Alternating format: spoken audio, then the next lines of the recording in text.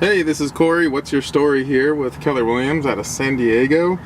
Today I'm going to build a standard A-frame out of PVC piping and PVC fittings in just a couple minutes. Show you how quick and easy this is. And here we go. So we're going to make the legs 2 feet each. So I'm going to make cuts at 2 feet. So here we go. 2 foot, 2 foot, and then for the crossbar, same thing. That goes at the top. So now I just use a simple PVC cutter. Real quick, real easy. There's 2 legs.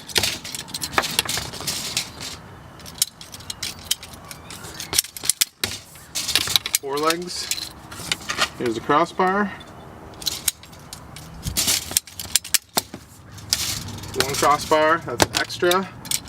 Now, for the fittings to connect the T's and the Y's, we want to have little connector pieces right here, which I recommend 2.5 inches. Anything less, you can go 2 inches. Just be careful because your Y's can fall off your T joints easy if you cut these too short. So I'm going to cut them at 2.5 inches to make sure I have enough length. This is all in my ebook too. You can check out the instructions there. So there's 1 connector, and here's 2 connectors. It's super easy, real effortless to cut PVC. So now all we have to do is put it together. So you've got 1 leg, 2 legs. There are the legs. There's this leg. So now we've got 2 of those right there. So now we've got the connectors.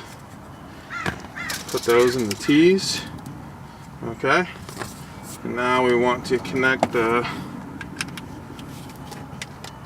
crossbar. Make sure it's nice and straight. So now, all we do here is connect these. We gotta twist this around. And there we go. Standard A-frame built in the back of my Jeep. If you have any questions, let me know. Have a great day.